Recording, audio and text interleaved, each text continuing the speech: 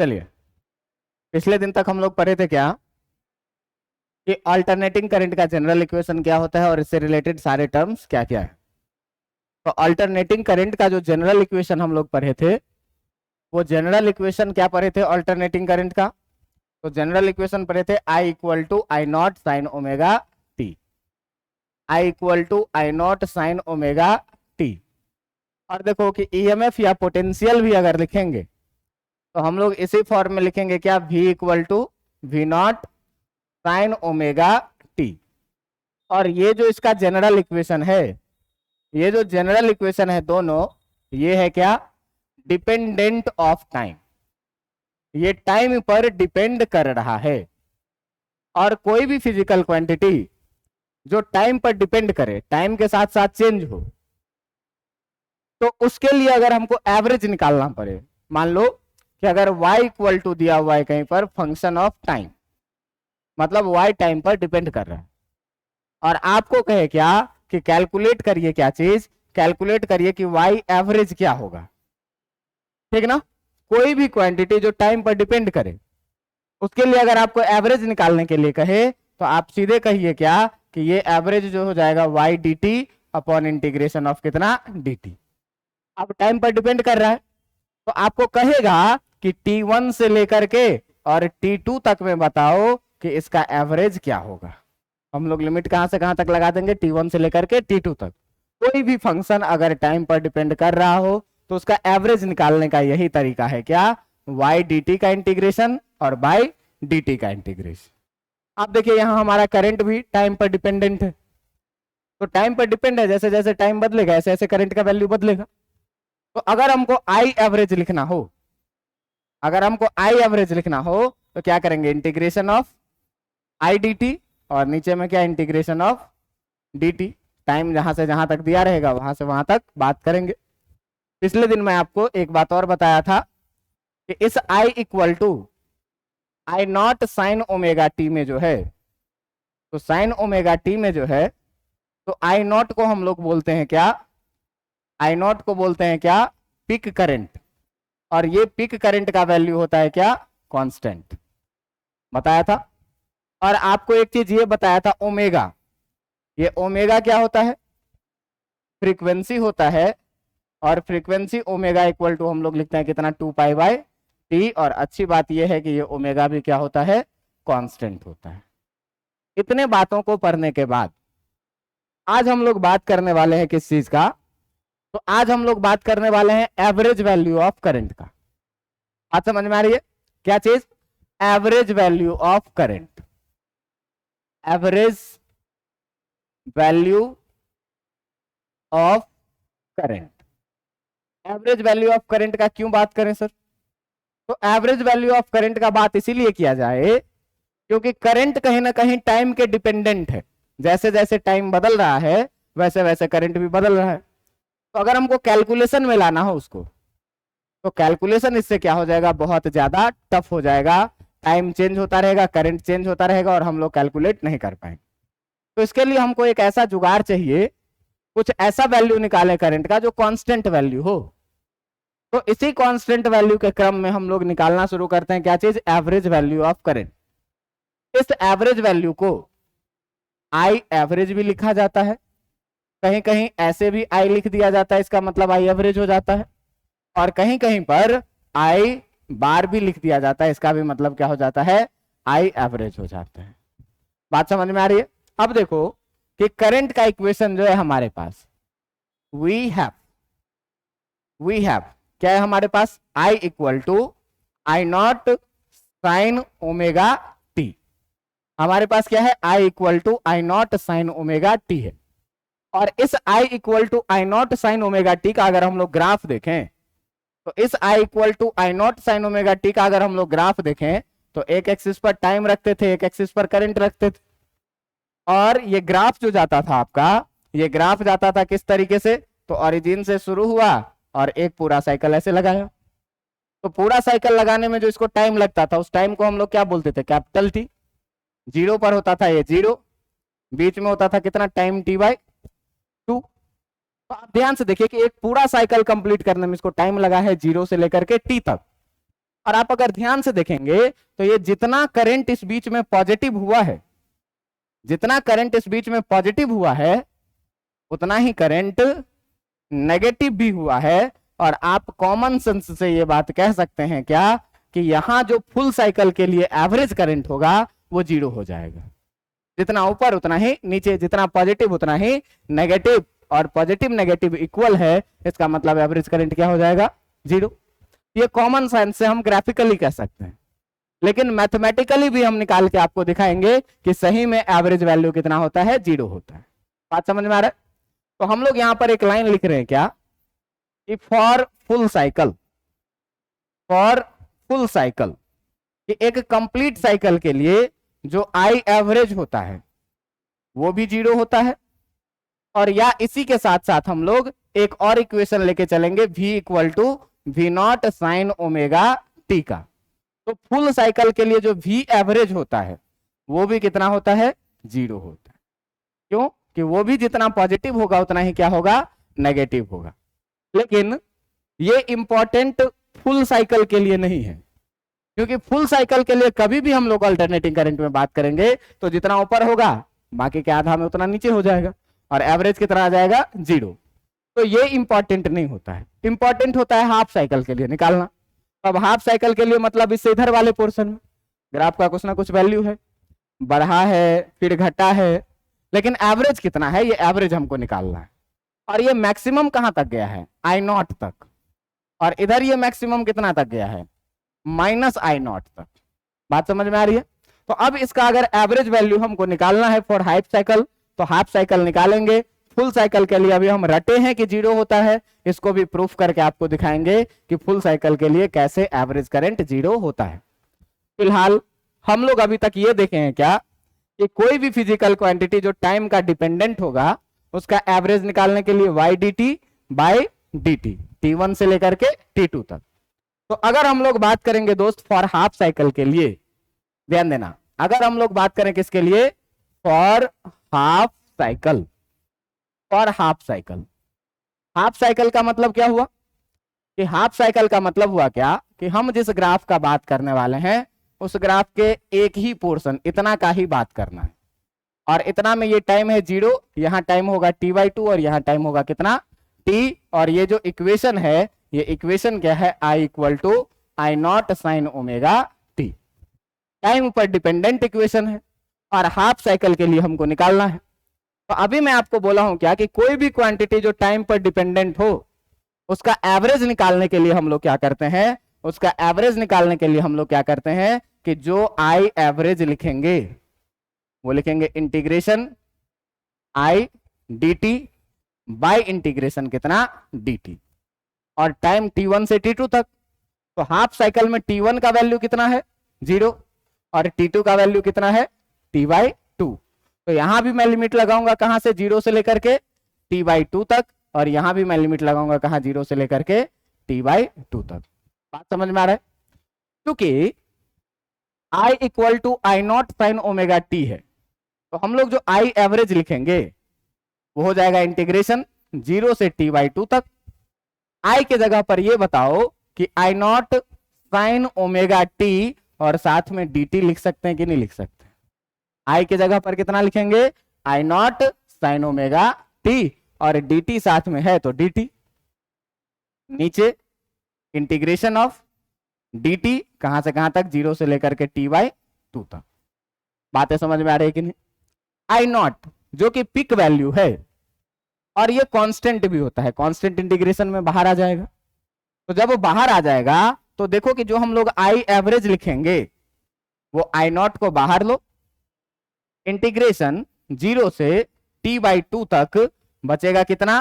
Sign omega T dt, और नीचे में जब dt का इंटीग्रेशन करोगे तो t आएगा, और लिमिट कहां से कहां तक लगाओगे? 0 से t/2 तक।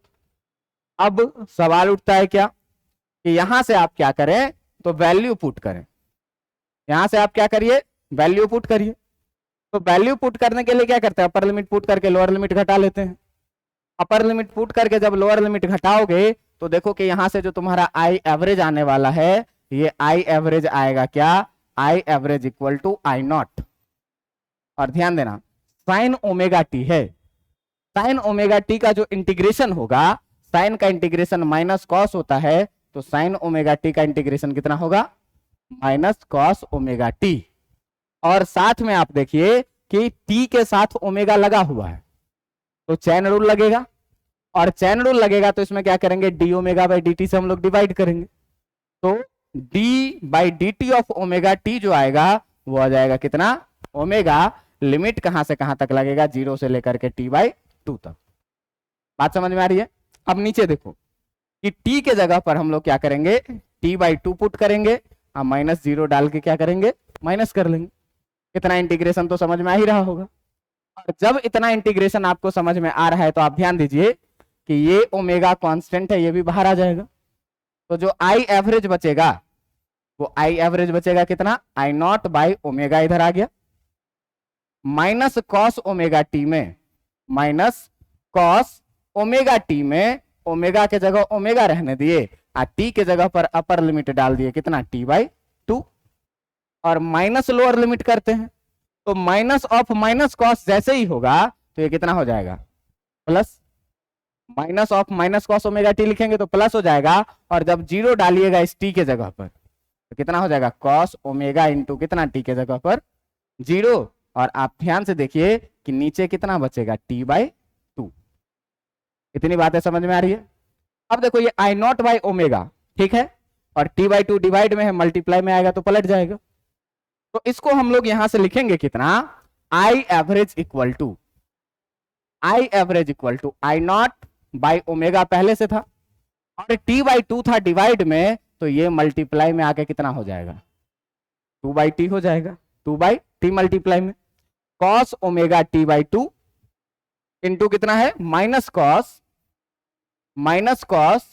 ओमेगा टी बाई कितना 2, और प्लस कॉस ओमेगा इंटू 0 है, तो ये ओमेगा इंटू 0 ये पूरा कितना हो जाएगा, 0 हो जाएगा, तो ये प्लस कॉस कितना हो जाएगा, 0 डिग्री। अब देखो भाई कि हम लोग एक बात जानते हैं क्या, अभी हम लोग पढ़े थे क्या, कि वी नो दैट, क्या चीज जानते थे भाई, कि ओमेगा इक्वल टू जो होता है ये कितना होता है, 2 पाई बाई टी, टी को इधर ले आओ और ओमेगा को इधर ले जाओ, तो टी इक्वल टू कितना हो जाएगा, 2 पाई बाई कितना, ओमेगा, और इस टी का वैल्यू इस इक्वेशन में पुट करो, तो जब इस टी के वैल्यू को इस इक्वेशन में पुट करोगे तो इक्वेशन में पुट करने के बाद क्या मिलेगा, I average equal to I not के जगह आई नॉट, ओमेगा के जगह पर ओमेगा, इनटू 2 के जगह पर 2, और 1 बाई टी है, ये ध्यान से देखो तो 1 बाई टी है, तो अगर यहां से हम लोग 1 बाई टी का बात करें तो ये कितना हो जाएगा, ओमेगा बाय 2 पाई, तो 1 बाई टी के जगह पर जो है तो कितना रख सकते हैं हम लोग, ओमेगा बाय 2 पाई, और ओमेगा बाय 2 पाई जब रखिएगा, ध्यान दीजिएगा, जब ओमेगा बाय 2 पाई रखिएगा तो 2 के जगह 2 रह जाएगा, ओमेगा और नीचे कितना 2 पाई।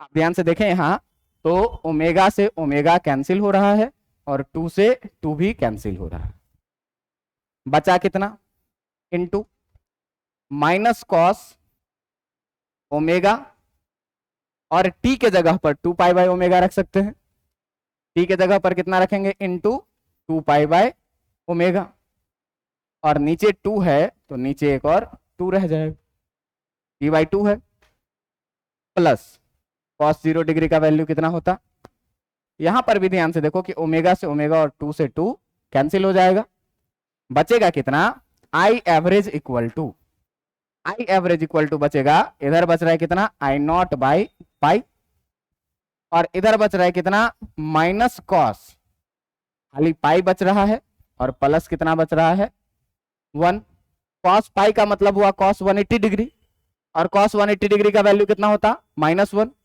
-1 इस माइनस से मल्टीप्लाई होगा +1 हो जाएगा, तब जो हमारे पास बचेगा आई एवरेज इक्वल टू, तब जो हमारे पास आई एवरेज मिलेगा ये मिलेगा I not by pi into minus cos pi का वैल्यू हो जाएगा कितना, +1, कॉस पाई का वैल्यू -1, पीछे वाले माइनस से मल्टीप्लाई हुआ +1, और प्लस एक और 1, ये वाला 1 और 1 ऐड होके कितना हो गया, तो आई एवरेज निकला कितना, आई नॉट बाई पाई और इनटू कितना 2, और यहीं से हम लोग लिखेंगे क्या कि जो आई एवरेज निकल के आया 2 आई नॉट और बाई कितना पाई।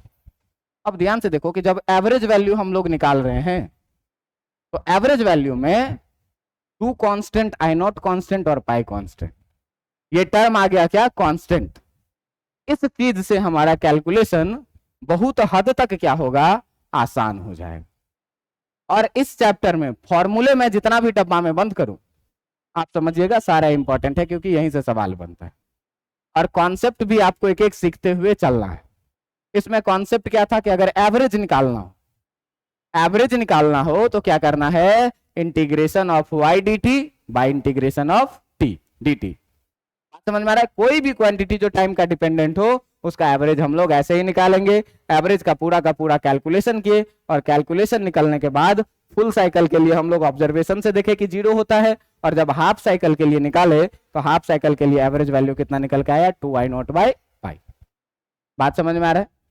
अगर यही चीज हम लोग वी के लिए निकालते, अगर हम यही चीज लिखते कि भाई वी एवरेज कितना होगा, वी एवरेज बताओ कितना होगा, तो 2 यहाँ आई नॉट के जगह हो जाएगा वी नॉट और पाई के जगह क्या, उसका भी तो इक्वेशन वही था, v equal to V not sine omega t, तो खाली कांस्टेंट बदल रहा है 2 वी नॉट बाई पाई।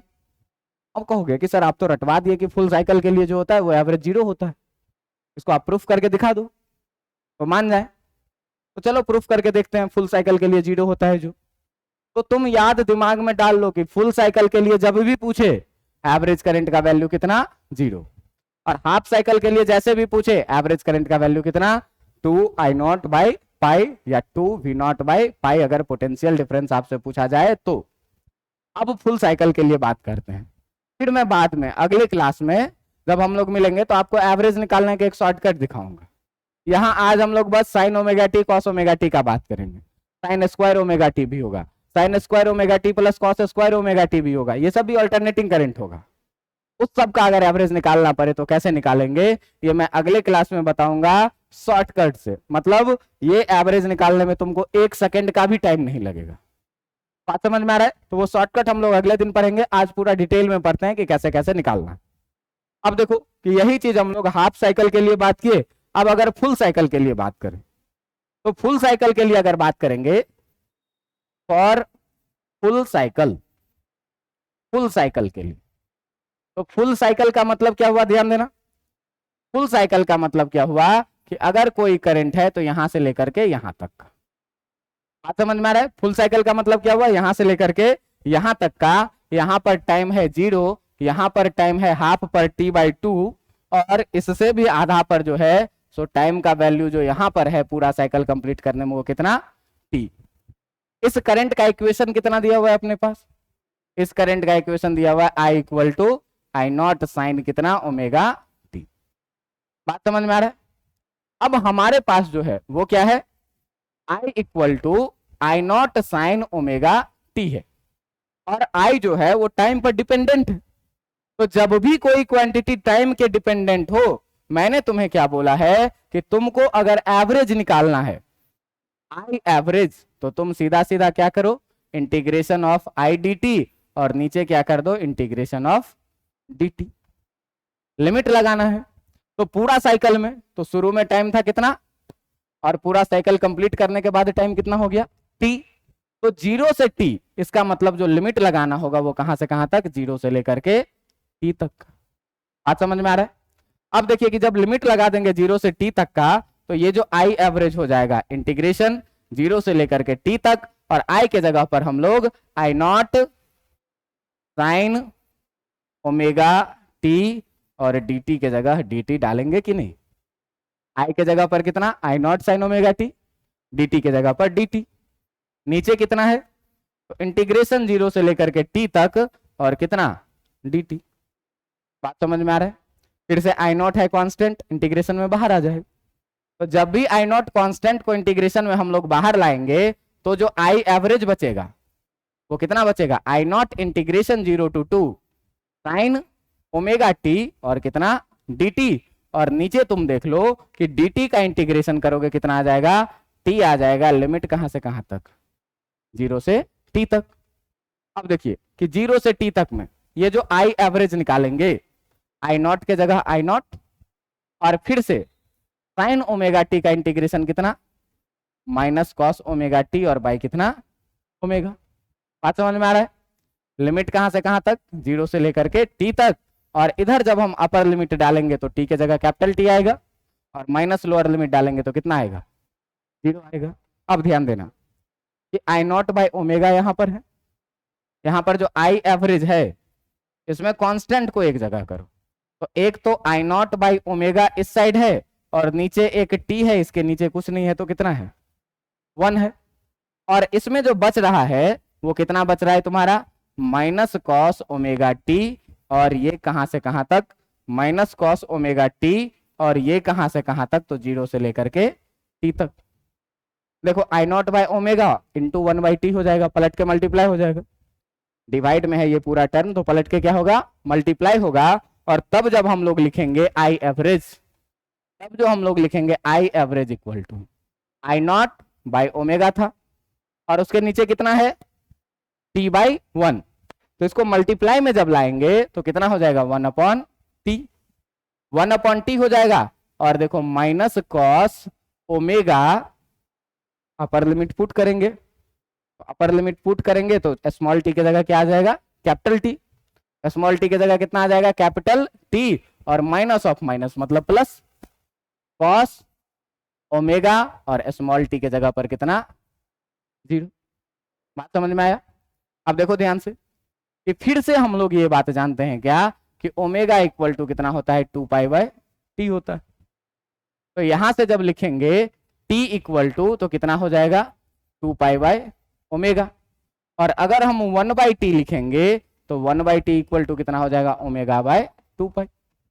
कुछ नहीं किया, omega equal to 2 pi by t जानते हैं, टी को इधर लाया, ओमेगा को इधर लाया, ये हो गया, इधर रेसिप्रोकल किया 1 बाई 2, तो इधर रेसिप्रोकल किया तो ओमेगा बाय 2 पाई। और इस वैल्यू को क्या करो, इसमें पुट कर दो, तो इसमें पुट करने के बाद जो आपको आई एवरेज मिलने वाला है, वो आई एवरेज मिलने वाला है कितना, I not by omega into 1 by T के जगह पर कितना डालूंगा, omega by 2 pi, into minus cos omega, और टी के जगह पर कितना डालेंगे हम लोग, टी के जगह पर कितना डालेंगे 2 पाई बाई कितना ओमेगा, और माइनस नहीं प्लस कॉस ओमेगा इंटू 0 कितना हो जाएगा 0 डिग्री।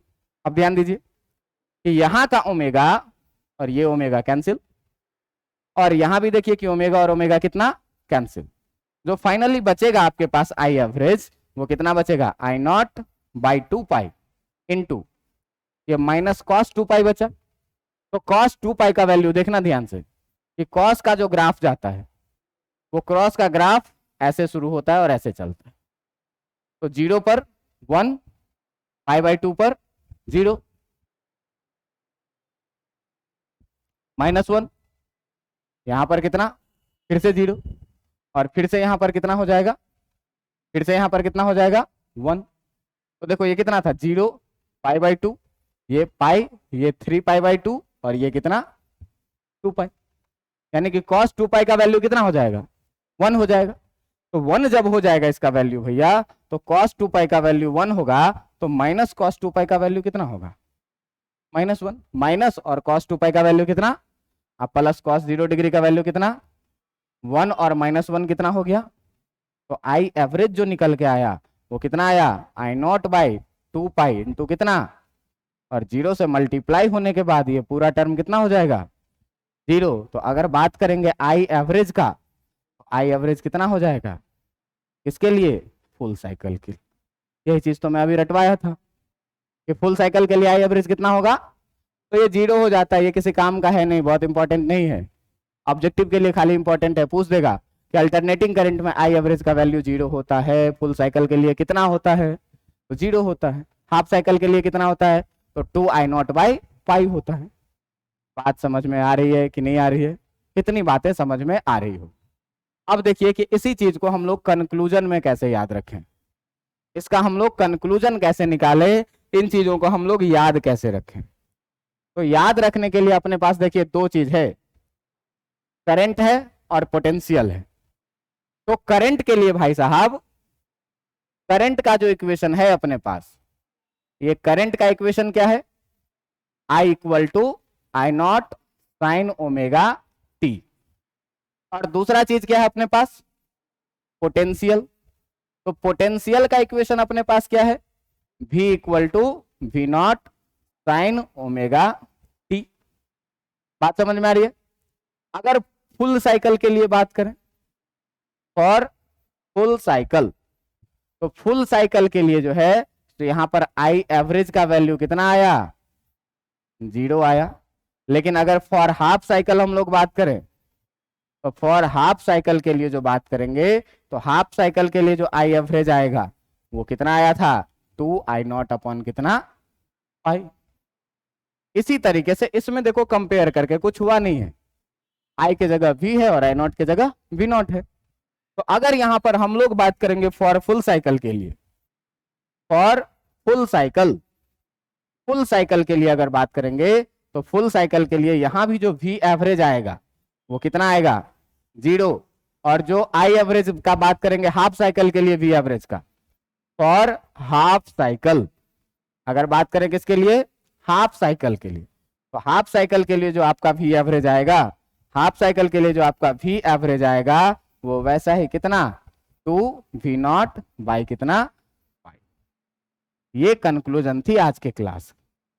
बात समझ में आ रहा है। अब देखो बात करने वाली है ये कि अगर ये current I equal to I not sine omega t दिया हुआ है, तो अब तुम्हारे दिमाग में आ रहा होगा कि सर कल जो आप बात छोड़े थे कि जो हमारे घर का एप्लायंसेस होता है जिस पर लिखा हुआ होता है 220 वोल्ट और 50 हर्ट्ज, बात समझ में आ रहा है। तो क्या ये 220 वोल्ट भी एवरेज तो नहीं होता है, तुम्हारे मन में ये सवाल आ रहा होगा कि क्या ये 220 वोल्ट भी एवरेज का तो वैल्यू नहीं होता है। बात समझ में आ रही है, तो नहीं, भी एवरेज का वैल्यू भी नहीं होता है। हम लोग बस एक कांस्टेंट यूज किए एवरेज निकाल करके, लेकिन ये एवरेज भी अल्टरनेटिंग करंट के कैलकुलेशन में बहुत कारगर सिद्ध नहीं हुआ। बात समझ में आ रहा है। तो इसके लिए हम लोग एक और टर्म निकाले, इंट्रोड्यूस किए, एक और टर्म इंट्रोड्यूस किए, जिस टर्म का नाम है क्या, जिस टर्म का नाम है क्या, रूट मीन स्क्वायर करंट। बहुत लंबा नाम है, रूट मीन स्क्वायर करंट। अब देखना, ये रूट मीन स्क्वायर करंट जो नाम लाए हम लोग, ये अगला है। अभी एवरेज करंट पर है, एवरेज करंट खत्म हो गया, लेकिन अब जो पढ़ना है हम लोगों को, क्या पढ़ना है, root mean square current, root mean square current. और इसको हम लोग शॉर्ट में बोलते हैं IRMS, रूट मीन स्क्वायर। अब ये रूट मीन स्क्वायर कैसे निकालते हैं, तो इसके नाम में ही इसका काम छुपा हुआ है। बोलेगा क्या कि कोई भी करंट जो है, I इक्वल टू जो दिया हुआ है तुम्हारे पास आई नॉट साइन ओमेगा टी। बात समझ में आ रहा है। इसका क्या करो, I equal to I not sine omega t को क्या करो, पहले रूट मीन स्क्वायर है, तो पहले क्या करो, इसको स्क्वायर करो। क्या करो, पहले स्क्वायर करो। और जब स्क्वायर करोगे तो देखो क्या हो जाएगा, I square equal to I naught का square sine square omega T. बात समझ में आ रहा है कि नहीं। पहले स्क्वायर करो, स्क्वायर हो गया, उसके बाद क्या करो, मीन लो। मीन यानी कि एवरेज होता है, एवरेज निकालो। पहले क्या करो, स्क्वायर करो, अब इसका क्या करो, तुम एवरेज निकालो। उसके बाद तब पहले स्क्वायर करो, तब मीन एवरेज निकालो। अब देखो आई स्क्वायर का एवरेज निकालना है, तो I naught square sine square omega T time पर डिपेंडेंट है। और मैं अभी बता रहा था क्या कि कोई भी क्वांटिटी जो टाइम पर डिपेंड करे उसका एवरेज निकालने के लिए आप क्या करिए, integration I naught square sine square omega T D t by integration कितना करिए, डी टी, एवरेज निकल जाएगा। और तब उसके बाद क्या करो, उसके बाद रूट ले लो, उसके बाद क्या करे, रूट लो, तो आई आर एम एस निकल जाएगा। मतलब I R M S equal to जो निकालना है वो निकालना है आई स्क्वायर का एवरेज, इस सिंबल को एवरेज बोलते हैं, और तब इसका क्या कर लेना है, रूट ले लेना है। तब जो है जो निकल के आएगा वो क्या निकलेगा, I R M S. I R M S में क्या, पहले स्क्वायर करो, फिर एवरेज निकालो, फिर क्या करो, रूट ले लो, तब जो वैल्यू निकलेगा वो निकलेगा क्या, आई आर एम एस। थोड़ा लेंदी प्रोसेस है और आपको लग रहा है कि साइन स्क्वायर ओमेगा टी का इंटीग्रेशन आपको काम में आएगा, बात समझ में आ रहा है। तो साइन स्क्वायर ओमेगा टी का जब इंटीग्रेशन काम में आएगा तो अगले दिन आप लोग क्या करिएगा, साइन स्क्वायर ओमेगा टी का इंटीग्रेशन पढ़ के आइएगा। Integration of sine square omega T ये पढ़ के आना है होमवर्क में, और जब आप ये चीज पढ़ के आ जाएंगे तब मैं अगले दिन इसका पूरा कैलकुलेशन करके आपको दिखाऊंगा। और ये आई आर एम एस का वैल्यू जो निकलता है वो आई नॉट बाई रूट टू निकलता है। कितना निकलता है, आई नॉट बाई रूट टू। आप ध्यान दीजिएगा कि जो मैं निकालूंगा आई आर एम एस का जो वैल्यू निकालूंगा वो निकालूंगा कितना, I not by root two. ये थोड़ा ज्यादा अच्छा कांस्टेंट दिख रहा है, और यही आई आर एम एस जो होता है ये 220 वोल्ट होता है। बात समझ में आ रही है। तो इसके ऊपर में हम लोग डिटेल में चर्चा अगले दिन करेंगे। आप होमवर्क में केवल साइन स्क्वायर ओमेगा टी का इंटीग्रेशन पढ़ के आइएगा। बाकी जैसे आज मैं आपको एवरेज निकाल के दिखाया हूं वैसे ही अगले दिन मैं आपको आरएमएस भी निकाल के दिखाऊंगा, और अगर आपको इंटीग्रेशन आ जाएगा तो आप खुद भी निकाल सकते हैं। बात समझ में आ रही है। काफी आज के लिए इतना पढ़ के आइएगा, इतना ढंग से लिख के आइएगा, समझ में आ जाएगा। फिर अगले दिन हम लोग आरएमएस का बात करेंगे और आरएमएस को लेकर के ही पूरे सर्किट में चलना है। बात समझ में आ रहा है। फिर उसके बाद अल्टरनेटिंग करंट का सर्किट शुरू करेंगे, मतलब खाली रजिस्टर रहेगा। तो अभी तक रजिस्टर को बैटरी से चलाते थे, लेकिन अब जनरेटर से चलाएंगे तो इसमें करंट का डायरेक्शन बदलता रहेगा। अभी तक कैपेसिटर को हम बैटरी से चलाते थे डीसी करंट डाल करके, अब क्या करेंगे, एसी से चलाएंगे। अभी तक इंडक्टर को हम बैटरी से चलाते थे, अब क्या करेंगे, इसमें जनरेटर लगा के चलाएंगे, एसी जनरेटर, जिसमें करंट का डायरेक्शन बदलेगा। तो सारी कहानी देखेंगे इस चैप्टर में। बहुत आसान चैप्टर है और उतना ही मजेदार चैप्टर है। बस शर्त एक है क्या, कि आपको रिवीजन करके आना है और टर्म्स को याद रखना है। आज के लिए इतना काफी है, पढ़ के आइएगा।